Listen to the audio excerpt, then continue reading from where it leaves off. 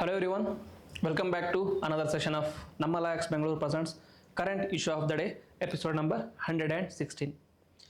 In today's episode, we are going to look into the topic of Trump 2.0 and India. ಸರಿನಾ? So ರೀಸೆಂಟಾಗಿ US election conclude ಆಯಿತು. ಅದರಲ್ಲಿ Trump ಅವರು ಗೆದ್ದಿದ್ದಾರೆ. So ಇದರಿಂದ ಟ್ರಂಪ್ 2.0 ಅಡ್ಮಿನಿಸ್ಟ್ರೇಷನ್ ಸ್ಟಾರ್ಟ್ ಆಗ್ತಿದೆ. ಸೊ ಟ್ರಂಪ್ 2.0 ಅಡ್ಮಿನಿಸ್ಟ್ರೇಷನಿಂದ ಇಂಡಿಯಾ ಮೇಲೆ ಆಗುವಂಥ ಇಂಪ್ಲಿಕೇಶನ್ಸ್ ಏನಂತ ನೋಡೋಣ.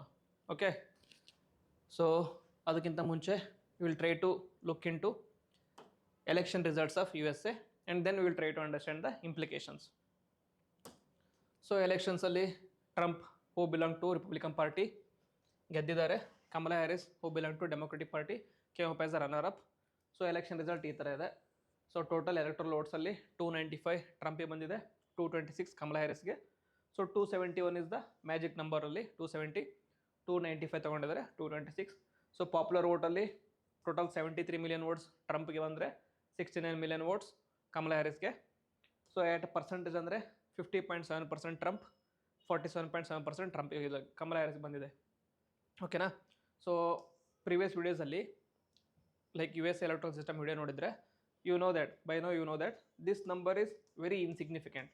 ಓಕೆ, ಯಾಕೆಂದರೆ ಪಾಪ್ಯುಲರ್ ವೋಟ್ ಮೇಲೆ US ಪ್ರೆಸಿಡೆನ್ಸಿ ಡಿಪೆಂಡ್ ಆಗೋದಿಲ್ಲ. It is finally the electoral votes that depends the US presidency. Okay, so ಇಲ್ಲಿ ನೋಡಿ ಪಾಪ್ಯುಲರ್ ವೋಟ್ಸಲ್ಲಿ ಇಬ್ಬರು ವೆರಿ ಕ್ಲೋಸ್ ಇದ್ದಾರೆ, 50%, 47% ವೋಟಿಂಗ್ ಇದೆ. ಬಟ್ ಎಲೆಕ್ಟ್ರಲ್ ವೋಟ್ಸಲ್ಲಿ they are far behind. Okay, almost around 60 votes ಇಂದ ಇದ್ದಾರೆ. Okay, this is because of the unique electoral system of USA. So this is about US election result. Now we will try to look into today's topic. So syllabus alli it comes under GS2. It comes under GS2 international relations. Context ಏನಂತಂದರೆ US election ಆದ ತಕ್ಷಣ, Trump administration ಆದ ತಕ್ಷಣ there are huge pour of congratulations from the US Modi administration from Indian side. So Modi ಅವರಾಗಲಿ ಆಮೇಲೆ Indian ಡೆಲಿಗೇಟರೀಸ್ ಆಗಲಿ ಎಲ್ಲರೂ Trump ಅವ್ರಿಗೆ ಕಂಗ್ರೇಸ್ ಮಾಡ್ತಾಯಿದ್ರು. ಬಟ್ ಈ ನ್ಯೂಸ್ ಆರ್ಟಿಕಲ್ ಏನಿರುತ್ತೆ ಅಂತಂದರೆ it is not all about glitters and like glamour ಅಂತ. ಯಾಕಂತಂದರೆ because of the initial tweets of Trump. ಅದ್ರ ಪ್ರಕಾರ he took a harsh stance on trade and tariff. So it is not completely a positive vibe for India. There will be some challenges ಅಂತಲೇ ಹೇಳ್ತಿದ್ದಾರೆ. So ಈ ವಿಡಿಯೋದಲ್ಲಿ what are those opportunities, what are those positives, and what are the challenges India might face in Trump 2.0 administration. Okay, so moving directly into the topic. So opportunities alli first and foremost barodu India US trade relations alli. Okay, so previous Trump administration iddaga India ಮತ್ತೆ USA ನಡುವೆ ಒಂದು free trade agreement ಮಾತುಕತೆ ನಡೀತಾ ಇತ್ತು. there were talks about India and USA free trade agreement. But Trump administration end ಆದಮೇಲೆ Biden ಅವರು ಈ ಟಾಕ್ಸ್ನ ಮುಂದೆ ತಗೊಂಡು ಹೋಗಲಿಲ್ಲ. So there was a break down of USA India free trade agreement. So since Trump is back to the helm at USA, now he is most likely to pick up negotiations for a India USA free trade agreement, which was shelved after his loss in 2020. This could provide opportunities for greater market access and trade partnership for both India and USA. Okay, so India can get more access to USA market and USA can get more access to Indian market with concessions in trade partnerships. Next one, focus on tariff. So anyone who was more focused about India US administration during Modi and the Trump era, you should be knowing about the contentions between Trump and Modi regarding the tariffs. ಸರಿನಾ?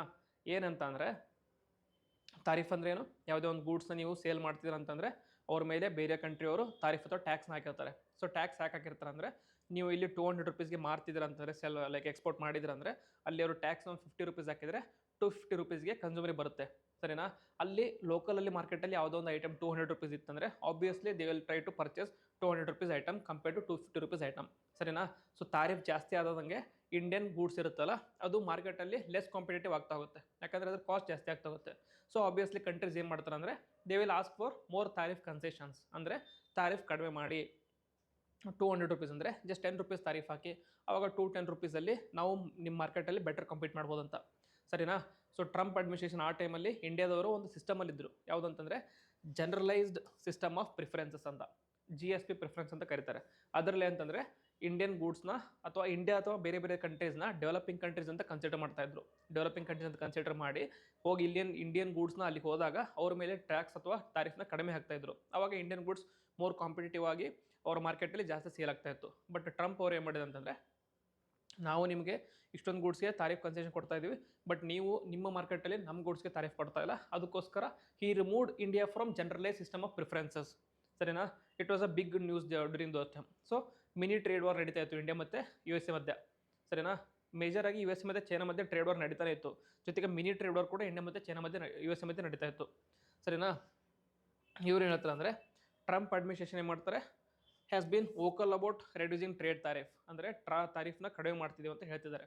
ಅದರಿಂದ what they will expect is this could lead to pressure on India to lower its tariffs as it did during Trump 1.0 and the counter tariffs were imposed and India lost its generalized system of preferences.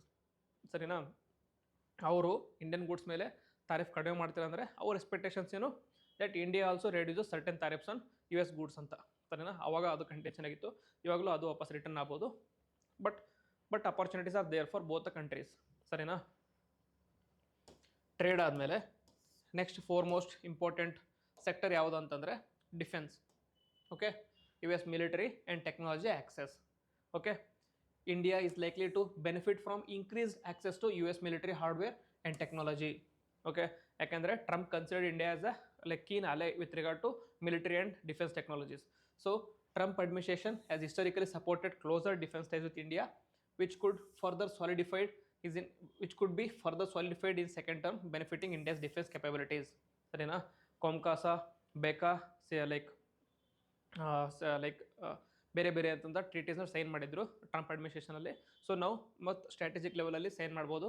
Okay, ಇಂಡಿಯಾಗೆ ನಾನ್ NATO ಅಲೆ ಅಂತ status ಕೊಟ್ಟಿದ್ರು Trump ಅವರು ಇಂಡಿಯಾಗೆ. ಅದೇ ಥರ status ಜಾಸ್ತಿ ಆಗ್ತಾ ಹೋಗ್ಬೋದು, ಆಮೇಲೆ ಟ್ರೀಟೀಸ್ ಜಾಸ್ತಿ ಆಗ್ತಾ ಹೋಗ್ಬೋದು, ಜೊತೆಗೆ more benefits can be procured for India. Okay, and then energy deals and trade.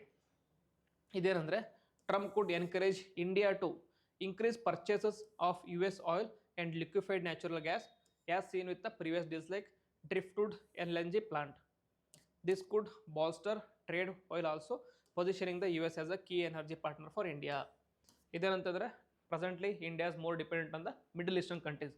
Saudi Arabia, Qatar, UAE ಅವ್ರ ಮೇಲೆ ಡಿಪೆಂಡ್ ಆಗಿದೆ, ಜೊತೆಗೆ ರಷ್ಯಾ ಮೇಲೆ ಡಿಪೆಂಡ್ ಆಗಿದೆ ಫಾರ್ ಇಟ್ಸ್ ಎನರ್ಜಿ ಪರ್ಪಸಸ್. ನಾವು Trump administration can sue India to India to purchase from USA. ಅದರಿಂದ ಏನಾಗುತ್ತೆ ಅಂದರೆ, ಒಂದು ಟ್ರೇಡ್ ಮತ್ತು ಎನರ್ಜಿ ಲೆವೆಲಲ್ಲಿ ಕೋಆರ್ಡಿನೇಷನ್ ಜಾಸ್ತಿ ಆಗುತ್ತೆ, ಜೊತೆಗೆ ಟೆಕ್ನಾಲಜಿ ಟ್ರಾನ್ಸ್ಫರಲ್ಲೂ ಕೂಡ ಹೆಲ್ಪ್ ಆಗ್ಬೋದು ಅಂತ ಕನ್ಸಿಡರ್ ಮಾಡ್ತಾರೆ. Okay, so these are the opportunities which are in front of India. ಜೊತೆಗೆ ಅನದರ್ ಇಂಪಾರ್ಟೆಂಟ್ ಸೆಕ್ಟರ್ ಯಾವುದು ಅಂತಂದರೆ ಇಂಟರ್ನ್ಯಾಷನಲ್ ರಿಲೇಷನ್ಸಲ್ಲಿ. ಸರಿನಾ? ಇಂಟರ್ನ್ಯಾಷನಲ್ ರಿಲೇಷನ್ಸಲ್ಲಿ ಡ್ಯೂರಿಂಗ್ ಬೈಡನ್ ಅಡ್ಮಿನಿಸ್ಟ್ರೇಷನ್ ಇದ್ದಾಗ ಇಂಡಿಯಾ ಮೇಲೆ ಮೋಸ್ಟ್ ಪ್ರೆಷರ್ ಬಂದಿದ್ದು ಯಾವಾಗ ಅಂತಂದರೆ, ಇಂಡಿಯಾ ಮೇಲೆ ಜಾಸ್ತಿ ಪ್ರೆಷರ್ ಕೊಟ್ಟಿದ್ದು ಬೈಡನ್ ಅಡ್ಮಿನಿಸ್ಟ್ರೇಷನಲ್ಲಿ ವಿತ್ ರೆಸ್ಪೆಕ್ಟ್ ಟು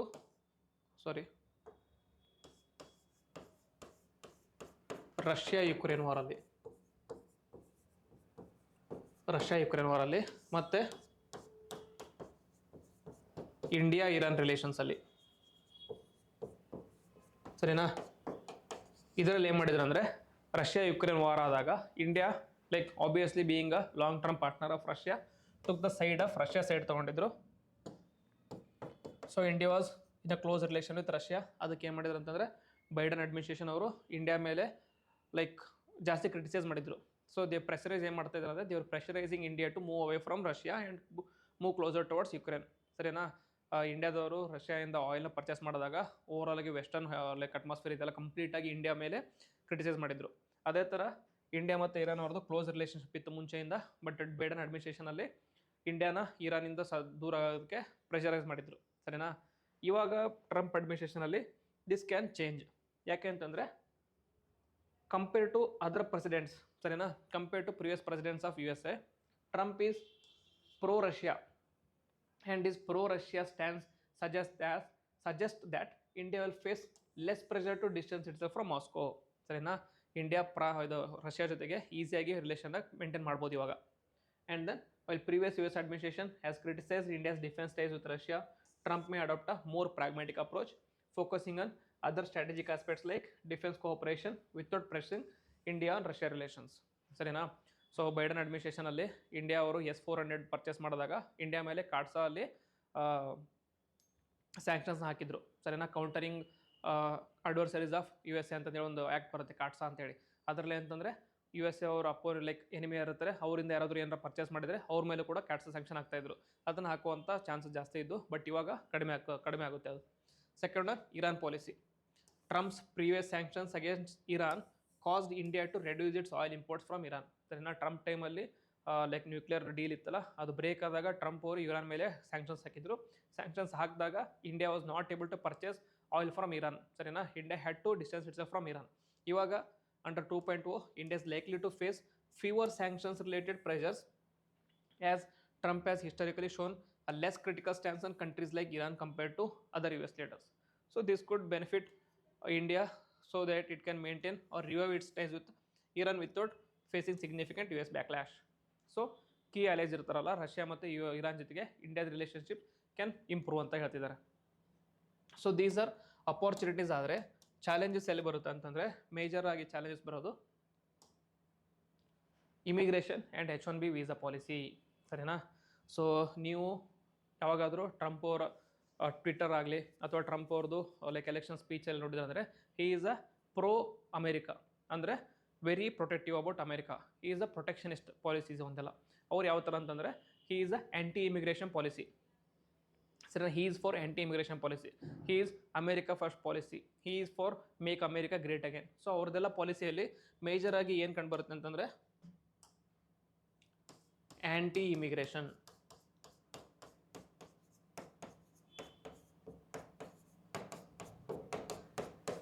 ಸರಿನಾ? ಆ್ಯಂಟಿ ಇಮಿಗ್ರೇಷನ್, ಆ್ಯಂಟಿ ಇಮಿಗ್ರೇಷನಲ್ಲಿ both illegal and legal. So ಇದರೆಲ್ಲದಕ್ಕೂ ಆಪೋಸಿಟ್ ಇದ್ದಾರೆ ಟ್ರಂಪ್ ಅವರು. ಟ್ರಂಪ್ ಏನಂತಂದರೆ ಅಮೇರಿಕಾ ಫಸ್ಟ್ ಪಾಲಿಸಿ ಅವ್ರದ್ದು. America first policy. ಸೊ ಅವರ ಪಾಲಿಸಿ ಏನಂತಂದರೆ ಇಮಿಗ್ರೇಷನ್ ಇಂಡಿಯಾ ಅಮೇರಿಕಾಗೆ ಕಡಿಮೆ ಮಾಡೋದು, more jobs would be provide for Americans ಅಂತ. ಅದರಿಂದ there will be contentions or there will be divergences with respect to India and USA interest. So ಅದರಿಂದ ಏನಾಗುತ್ತೆ ಅಂದರೆ Trump's tough stance on immigration and H-1B visas could pose challenges for India, especially in terms of highly skilled workforce. ಏನಿದೆ H-1B visa policy ಅಂದರೆ, suppose like a person from non American citizen ಇದ್ದಂದರೆ ಅವರು US ಅಲ್ಲಿ ಕೆಲಸ ಮಾಡ್ಬೇಕಂದ್ರೆ they need a visa. ಆ ವೀಸಾಕ್ಕೆ H-1B visa ಅಂತ ಕರೀತಾರೆ. It is also called as working visa ಅಂತಂದು ಕರೀತಾರೆ. ಮುಂಚೆ ಟ್ರಂಪ್ ಅಡ್ಮಿಷನ್ ಬರೋಕ್ಕಿಂತ ಮುಂಚೆ ಮೋರ್ ಪ್ರಾಗ್ಮೆಟಿಕ್ ಲೀಡರ್ಸ್ ಇದ್ದಾಗ ಆ H-1B ವೀಸಾನ ತಗೊಳ್ಳೋದಕ್ಕೆ ಈಸಿಯರ್ ರೆಸ್ಟ್ರಿಕ್ಷನ್ಸ್ ಇದ್ದು. ಸರಿನಾ? ರೆಸ್ಟ್ರಿಕ್ಷನ್ಸ್ ಸ್ವಲ್ಪ ಕಡಿಮೆ ಇದ್ದು, easy to get H-1B visa. But Trump ಬಂದ ಮೇಲೆ ಆ H-1B ವೀಸಾಗೆ ರೆಸ್ಟ್ರಿಕ್ಷನ್ ಜಾಸ್ತಿ ಮಾಡಿದ್ದಾರೆ, ಚೆಕ್ಸ್ ಆ್ಯಂಡ್ ಬ್ಯಾಲೆನ್ಸಸ್ ಜಾಸ್ತಿ ಮಾಡಿದ್ದಾರೆ. It became more difficult to obtain H-1B visas. ಸರಿನಾ?